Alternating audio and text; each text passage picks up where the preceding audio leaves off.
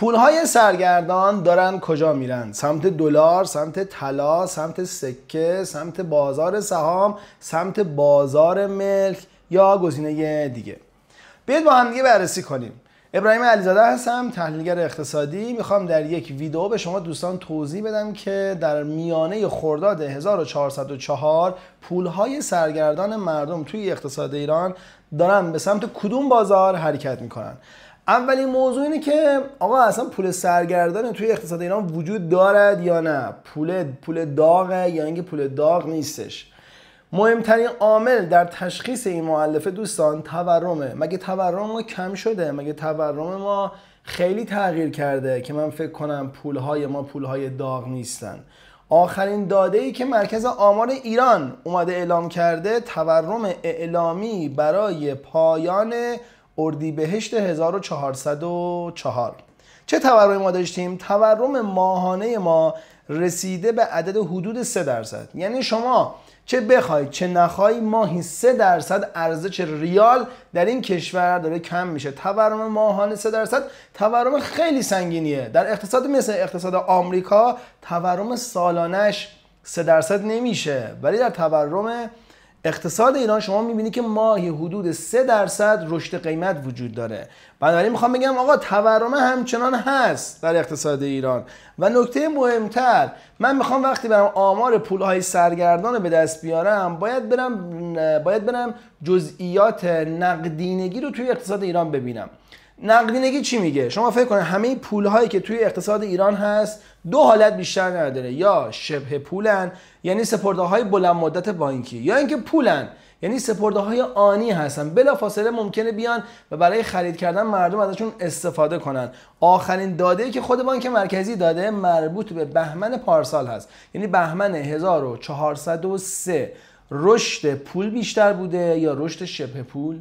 پاسخ صحیح رشد پوله. یعنی میزان پولهایی که آنی هستن، پولهایی که در لحظه نقد میشن، رشدشون بیشتر از اون شبه پوله است، اون سپرده‌های بانکی است.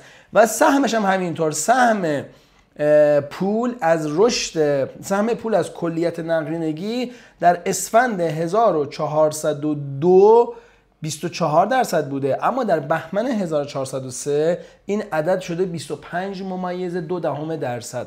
بنابراین یک، تورم توی اقتصاد ایران همچنان وجود دارد، و دوم، رشد پول حتی از رشد شبه پول هم بیشتره. حاصل این دوتا داده اقتصادی که من به شما گفتم اینه که پولهای سرگردان در اقتصاد ایران همچنان وجود داره. خب ما الان دلارمون گرون نیستش، طلامون داره گرون نمیشه، بازار سهاممون خیلی جون نداره.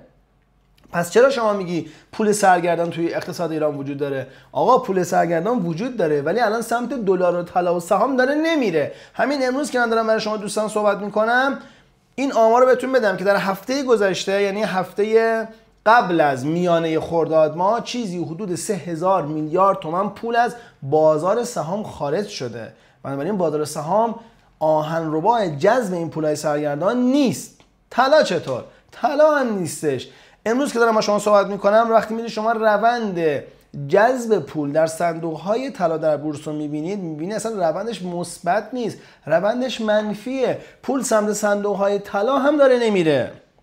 گزینه بعدی دلار. اگه پول سمت دلار و تتر میخواست بره که الان دلار 82-83 هزار تومان نبودش، عددش خیلی سنگین تر بودش. پس من میخوام بهتون بگم که دوستان یه اتفاق مهم افتاده و اونم که پولهای سرگردان توی اقتصاد ایران دیگه سمت دلار و طلا و سهام داره نمیره. اما آیا این به این معناست که پولهای سرگردان ما نداریم؟ نه، اتفاقا داریم. تورم همچنان هست، رشد پول همچنان هست، اما سمت این سه تا گزینه نمیره. گزینه‌های جایگزین چی ان؟ که بیایم ارزیابی کنیم که مردم پولشون رو دارن سمت اون گزینه‌ها میبرن. شما سه تا گزینه مهم دارید. یک، گزینه اول شما، مردم دارن پارک پول انجام میدن. یعنی چی؟ یعنی میبرن توی بانک یا صندوق‌های درآمد ثابت. گزینه دوم، میره سراغ کالاها و البته کالاهای با دوام، مثلا مثل خودرو یا حتی ملک هم میشه حساب کرد جزئی از این گروه باشه، یعنی گروه کالاهای با دوام ما. و سوم، خروج سرمایه از کشور. اگر پول ما نه در بخش درآمد ثابت بره، نه در بخش کالا و ملک، حالت سوم وجود خواهد داشت. حالت سوم چیه؟ خروج پول از کشور.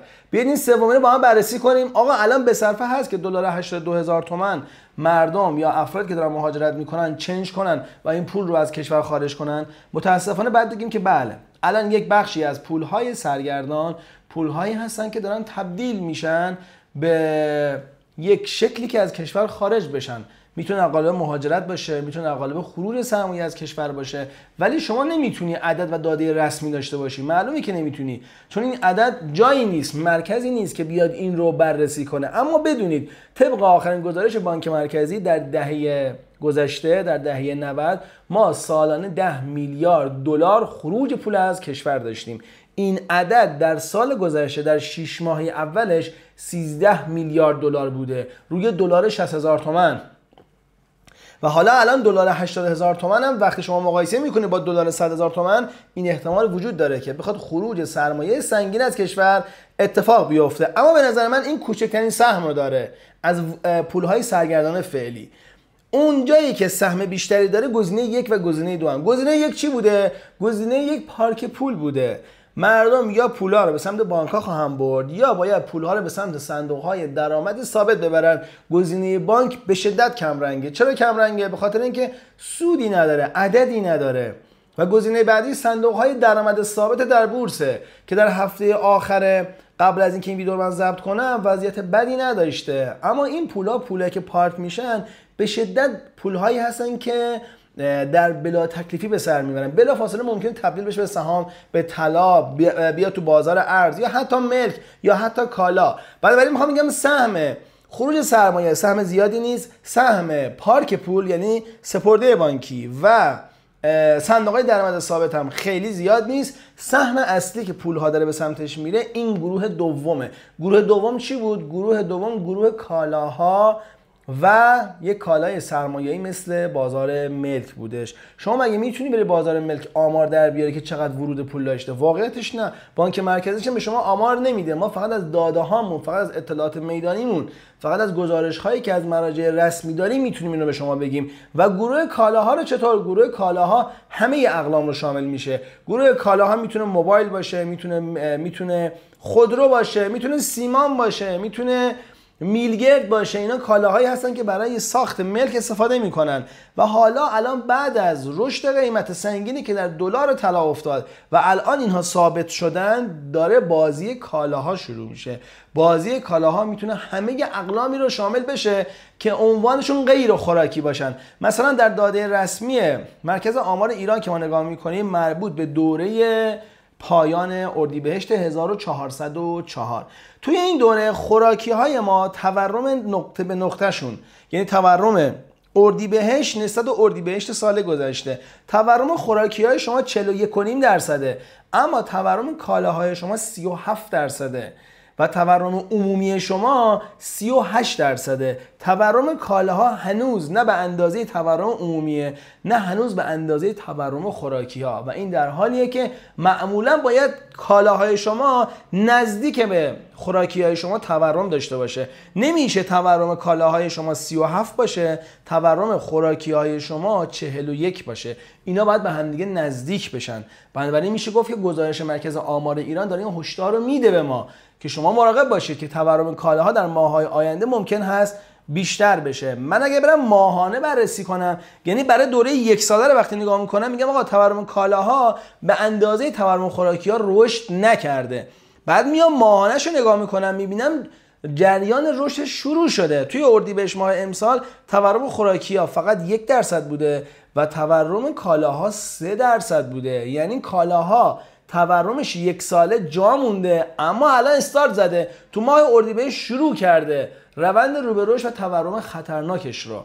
بنابراین میخوام بهتون بگم که اگر برات سواله که الان پولها دارن کجا میرن، مقصد این پولها کجاست، من میگم یه سهم خیلی کوچیکش ممکن از سرمایه ممکن از کشور در حال خروج باشه، یه بخش کوچیکش ممکنه پارک بشه، یه بخش مهمش و بزرگش داره میره سمت کالاها و سمت بازار ملک.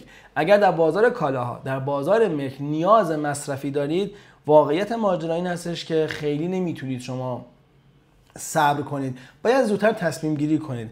اگر نگاهتون سرمایه گذاری باشه، چه در بازار کالاها چه در بازار ملک، به نظر من باید یا رفتار حرفه‌ای رو آموزش دیده باشید یا اینکه رفتار حرفه‌ای رو آموزش ببینید و بعد بخواید اینجا رفتار حرفه‌ای انجام بدید. توی این بازارها با نگاه مصرفی تعلل جایز نیست، اما با نگاه سرمایه‌گذاری داستانش فرق میکنه. حتما ویدیوهای بعدی ما رو ببینید که تو اونجا من سعی میکنم توضیح بدم که اگر قراره در این بازارها نگاه سرمایه‌گذاری داشته باشید چه مواردی رو رعایت کنید. امیدوارم که براتون مفید بوده باشه و با شما عزیزان خداحافظی میکنم.